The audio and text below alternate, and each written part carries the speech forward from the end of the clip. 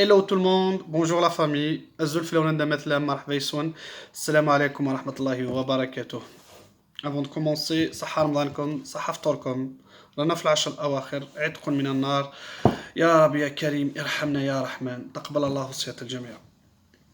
Je reviens aujourd'hui avec une petite vidéo. J'avais des retours sur la vidéo où j'ai parlé sur la constitution de dossier de visa d'études.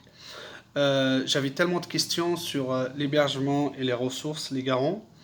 J'aimerais revenir sur ces deux points et puis compléter ma vidéo en parlant sur le coût de la vie en France en arrivant ici pour prévoir un petit budget en venant. Concernant l'histoire d'hébergement, je vous ai dit, on a trois possibilités. On a quelqu'un qui nous fasse une attestation d'hébergement.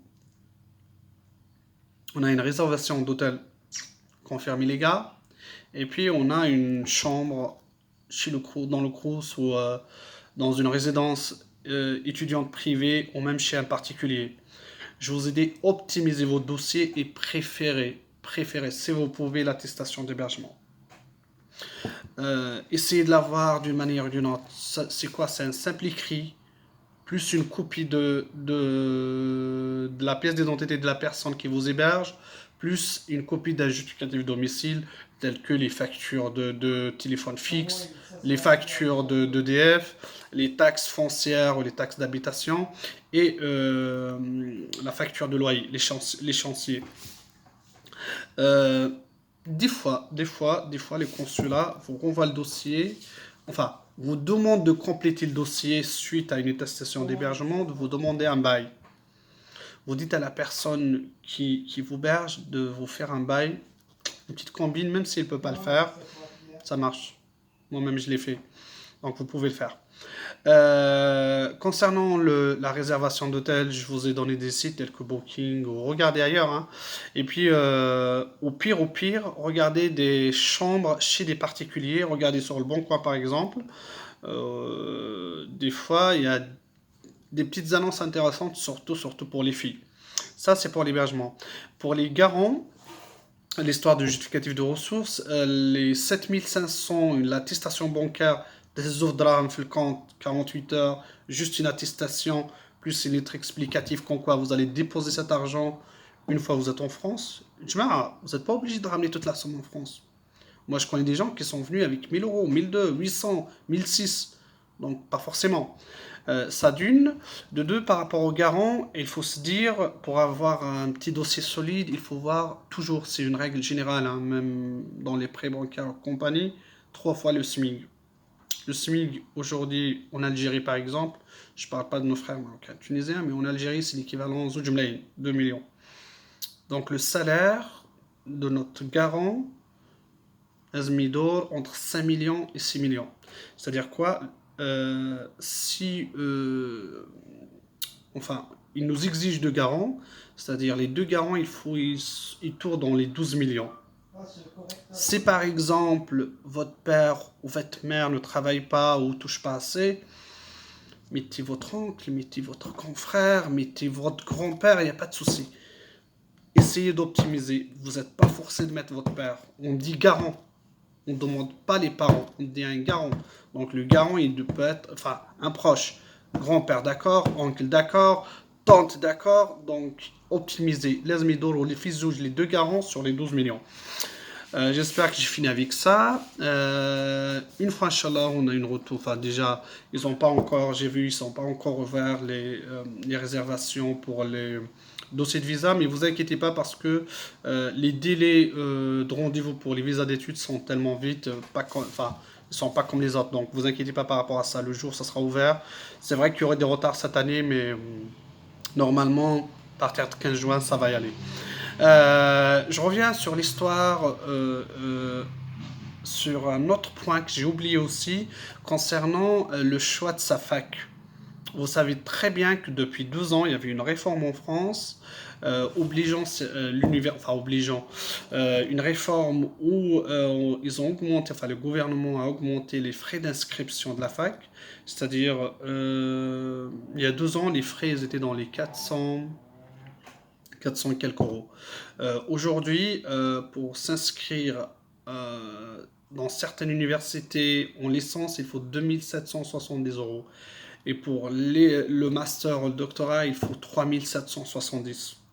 Heureusement, les universités ont des autonomies, donc il y en a une bonne trentaine de facs ou d'universités, qui ont refusé cette réforme. Ils ont gardé toujours les anciens frais d'inscription, c'est-à-dire autour des 400 euros. Regardez sur Internet avant de faire le choix. Si vous arrivez à jumeler entre une ville où vous avez quelqu'un, une ville où il n'applique pas la réforme, c'est bien. Il y a Lyon, par exemple, Lyon 1, Lyon 2, Lyon 3, Grenoble, Montpellier, Paris 8, Paris 10, Paris 13, Saclay 7, Paris 5, Perpignan, Dijon, Toulon, Toulouse 1, 2, 3, les 3 Toulouse. Donc tous ces facs, je ne peux pas les citer tous, ils sont toujours avec l'ancien système. Regardez sur Internet, vérifiez, il y a une bonne trentaine, voire plus, de facs, Aix-Marseille par exemple, Saint-Étienne par exemple, qui ne prennent pas, enfin qui n'appliquent pas la réforme. Ça d'une, ça c'est par rapport à les frais d'inscription, par rapport à ce qu'il faut préparer comme un budget, il faut savoir en arrivant, il y a deux choses. Vous aurez un timbre, vous aurez les frais de réception, j'en ai parlé, donc tout dépend des facs, hein, celles qui appliquent pas.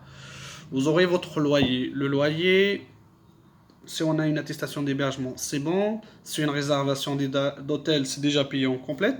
Mais si on loue une chambre ou un loyer, on arrive, on cherche, il faut savoir que les agences immobilières exigent, ou même tous les particuliers qui louent leur studio, leur chambre, peu importe, ils exigent un garant sur place, c'est-à-dire en France.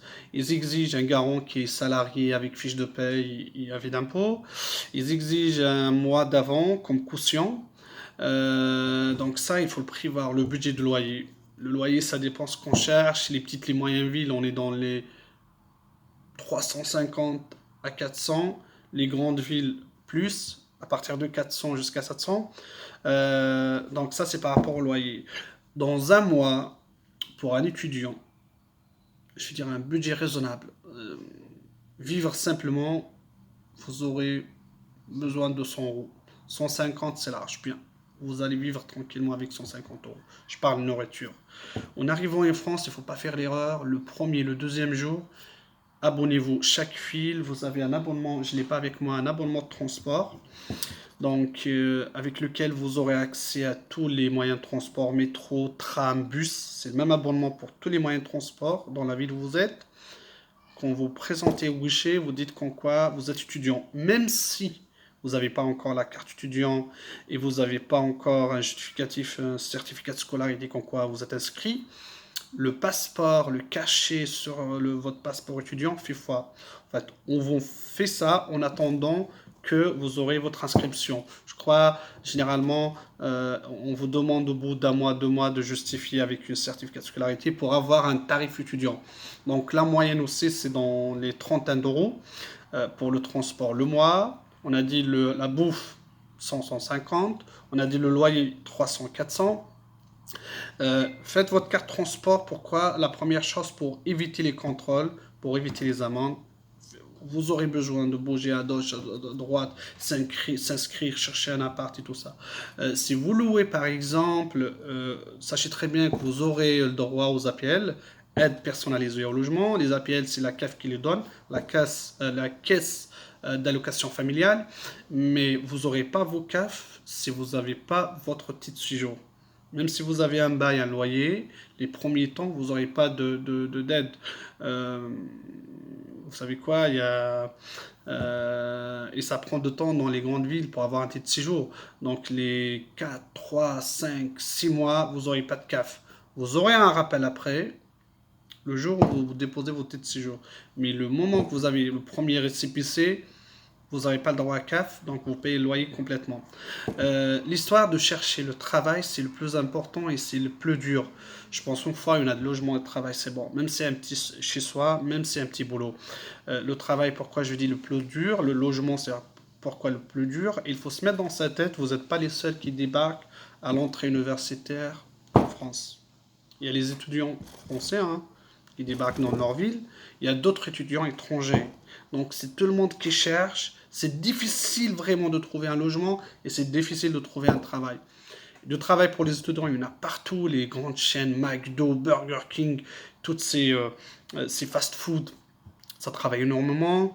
Regardez sur les sites de Cruz, de Boncoin, sans la fac, sur qu'est-ce que je veux dire. Moi perso, en arrivant, j'ai fait tous les restaurants à pied. Mon premier métier, même pas moi en arrivant, c'était plongeur. Donc CV, je passe, tac, tac, resto, je laisse, on m'appelle, tiens, on a besoin d'un plongeur. Donc toutes les portes, mais vraiment toutes les portes. J'étais rapide aujourd'hui, j'espère que j'étais clair. تهلاو في روحتكم صحة فطوركم et surtout restez à la maison. Salam alaikum.